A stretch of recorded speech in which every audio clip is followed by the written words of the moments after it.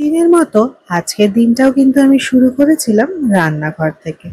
হ্যাঁ, সকালবেলা ঘুম থেকে উঠে দরজা খুলে দেওয়ার দায়িত্বটা তার পাপারই থাকে। আমি ঘুম থেকে উঠে দেখি দিদির রান্না প্রায় শেষের দিকে। ঘুমিয়ে ঘুমিয়েই মেনুগুলো কিন্তু বলে ফেলি। আবার কোনো দিন রাত্রিবেলা শোয়ার আগেই বলে রাখি কি কি রান্না হবে, সেটাই কিন্তু ও দিদিকে বলে দেয়। যাই হোক, দিদির রান্না বান্না শেষ হওয়ার পর আমি কিন্তু চলে এসেছিলাম খাবার খাবো বলে। মানে আমরা তিনজনই। আর চার্ভিকের এই বিষয়টা আমাকে ভীষণ ইমোশনাল করে দেয়। এখন আস্তে আস্তে ওর অনেক অ্যাক্টিভিটিস বেড়েছে, একটু একটু করে গ্রো করছে চার্ভিক। তার মধ্যে এই বিষয়টাতেও ও কিন্তু বেশ দক্ষ হয়ে গেছে এত ছোট বয়সে।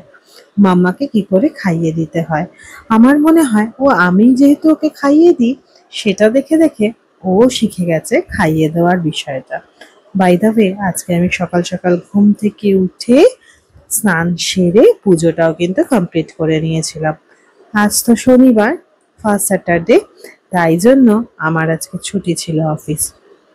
আর ছুটি মানেই দুজনের খুনসুটি, আর দুজনে অনেকটা ভালো সময় স্পেন্ড করা। আচ্ছা, আপনাদের বাড়িতে যাদের খুদে সদস্য আছে আর যেসব মায়েদের নিজেদের কাজের সূত্রে বাইরে যেতে হয়, তারাও মনে হয় আমার মতো অপেক্ষা করেন, তাই না বলুন?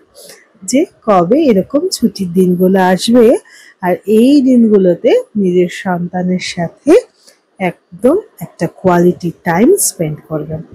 চার্ভিকেরও কিন্তু আজকে স্নান হয়ে গেছে, জানেন তো? স্নান করে ও কিন্তু আমার কাছে চলে এসেছে। ও খুব এনজয় করে মা যেদিনকে বাড়িতে থাকে। এই পুচকু, মুখে হাত দিচ্ছিস কেন বলতো? ও, এইটা জানেন তো, চার্ভিকের একটা সিগন্যাল, ওর একটু জল পিপাসা বা একটু অল্প দুধ হলে ভালো হয়। তো ওই জন্য মুখে আঙুল পড়ছে।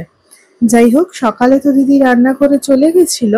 আর আপনারা কালকে দেখেছিলেন যে আমি কিন্তু কুমড়ো ফুলের বড়া নিয়ে এসেছিলাম বাড়িতে, কিন্তু সেটা তো সকালে ভাজিয়ে নিইনি, কারণ সেই মুচমুচে ভাবটা যদি নষ্ট হয়ে যায়।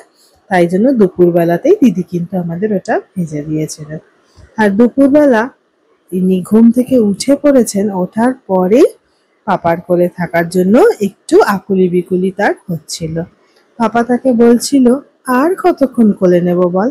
আসলে বড় হচ্ছে তো, খুব বেশিক্ষণ তাকে কোলে নিয়ে থাকা ডিফিকাল্ট হয়ে যায়।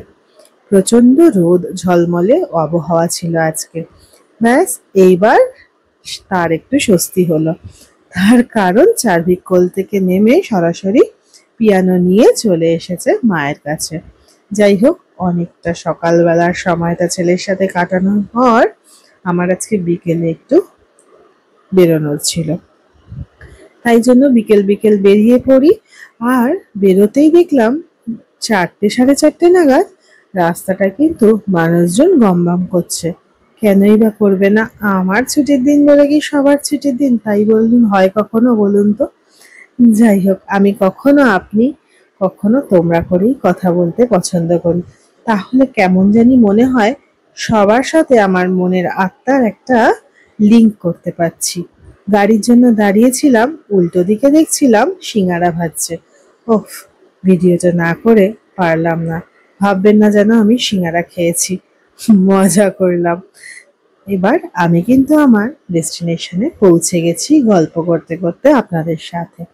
এখানে পৌঁছেই যেটা আমার প্রথমে চোখে পড়লো, একটা সুন্দর গাছ। সচরাচর দেখা যায় না, ছোট্ট ছোট্ট পাতা, দেখতে কিন্তু বেশ ভালো লাগছিল, তাই না বলুন? যারা ভাবেন কলকাতার শহরতলিতে গাছের অভাব, তাদের জন্য আমার এই ভিডিওটা। ইচ্ছে থাকলেই সব সম্ভব। এই বড় বড় অট্টালিকার মাঝেও কিন্তু প্রচুর গাছের সমাহার। এখন বাঁশ বাঁধতে দেখলে অবাকই হই একটু। এখন তো সব বাঁশ খুলে নেওয়ার সময়, হঠাৎ আবার বাঁশ বাঁধছে।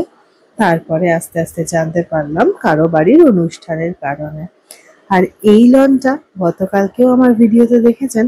আজকে যেহেতু ওই 4:30-5টা নাগাদ, তাই ইভিনিং অ্যাটমসফিয়ারটা আপনাদের সাথে শেয়ার করতে পারলাম। তো বাচ্চাগুলি খেলছিল। এখন আমার বাড়ি ফেরার সময় হয়ে গেছে। অনেকটা গল্প করতে করতে অনেকটা সময় কিন্তু কাটিয়ে ফেললাম, তাই না বলুন? আজকে সাধারণত জগদ্ধাত্রী পুজোর ভাসান বা বিসর্জনের দিন, কিন্তু আমার পাড়ার সামনের এই মণ্ডপটিতে হঠাৎই চোখে পড়লো ঢাকের বাদ্যি। তাতে মনে হলো যে না, এরম আওয়াজে তো বিসর্জন মায়ের হতে পারে না। তারপরে জানতে পারলাম তাদের বিসর্জনটি রবিবার দিনকে রাখা হয়েছে। আজকে বস্ত্র বিতরণ, তার সাথে সাথে কিছু সঙ্গীত অনুষ্ঠানেরও ব্যবস্থা রয়েছে। তাই জন্য অনেক চেয়ার অ্যারেঞ্জ করে সেট করা রয়েছে। আর ঈদের এই বয়সটা সব থেকে ভালো, তাই না বলুন? কি সুন্দর মন প্রাণ খুলে আনন্দ করছে, কোনো রকম দ্বিধা নেই, কোনো পিছু টান নেই। যাই হোক, বেশ খানিকটা সময় দাঁড়িয়ে সন্ধে আরতি দেখলাম। সঠিক সময় পাস করছিলাম, তাই না বলুন? সন্ধে আরতি দেখতে কার না ভালো লাগে এত বড় মণ্ডপে। আচ্ছা, বলে রাখি, এই টেম্পলটা কিন্তু অ্যাকচুয়ালি জগদ্ধাত্রী পুজোর সময় জগদ্ধাত্রী পুজো হলেও সারা বছর মা শীতলা, শিব ঠাকুর, রাধাকৃষ্ণের আরাধনায় মেতে থাকে। তো আমরা কিন্তু এই মন্দিরে প্রায়শই এসে থাকি।